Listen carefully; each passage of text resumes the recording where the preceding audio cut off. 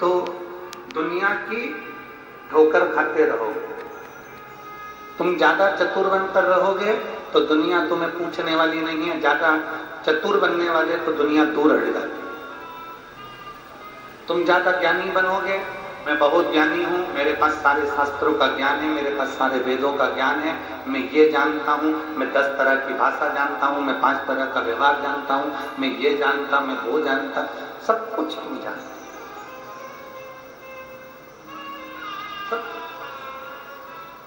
तुम ज्यादा ज्ञानी बनोगे तो जगत में केवल गोते खाते रह जाओगे। कभी यहाँ गिरोगे, कभी वहां गिरोगे, कभी इससे भिड़ोगे, कभी उससे भिड़ोगे, कभी इनसे मिलोगे, कभी उनसे मिलोगे कि हम ज्ञानी हैं, हम जगत में गोते खाते हैं।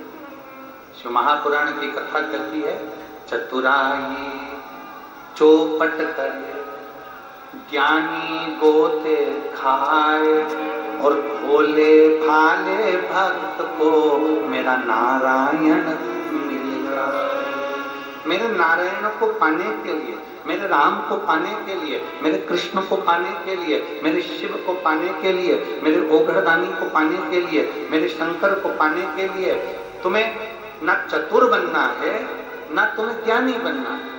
शंकर को पाने के लिए तो केवल निर्मल मन सो मोहि पावा और मोहि छल छिद्र कपट ना पावा।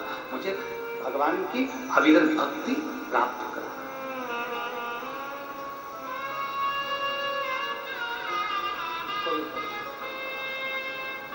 केवल एक का फोटो बोलो,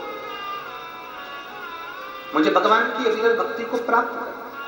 जितने भोले बनकर आप भगवान को प्राप्त करना चाहेंगे, भगवान उतने भोलेपन से आपको मिलेगा।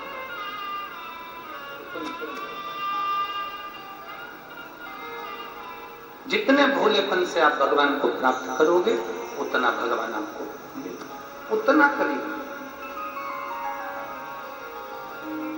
कोई कहे तुम तो अज्ञानी हो, तुम पढ़े लिखे नहीं हो, तुम ढोर हो, तुम प्रसन्न हो जाओ। रावण और हनुमान जी की जब आमने सामने हुई, रावण और हनुमान जी जब आमने सामने हुए तो रावण बहुत विद्वान था, उसमें बहुत विद्वत्ता थी, सारे वेद, सारे पुराण, सारे शास्त्र सब जानता था रावण। रावण को सारा ज्ञान था क्योंकि वो विद्वान था। रावण और हनुमान जी का जब आमना सामना हुआ तो दोनों में समता को देखा गया, तो देखा गया कि रावण विद्वान था और हनुमान जी विद्यावान था। विद्वान अहंकार में फूला रहता है और विद्यावान अपनी नम्रता में डूबा रहता है। हनुमान जी ने इसलिए उनको कहता विद्यावान गुणी अति।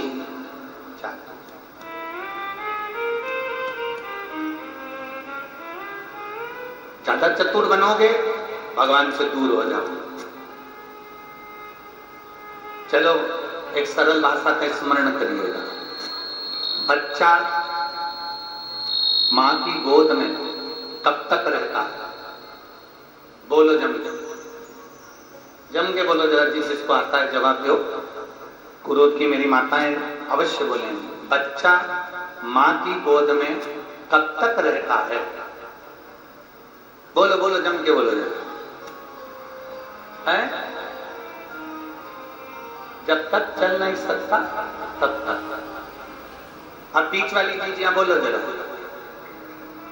इधर वाली ने तो कह दिया कि जब तक वो चल नहीं सकता तब तक मां की गोद में रहता है। अब तुम बोलो। बच्चा मां की गोद में रहता है।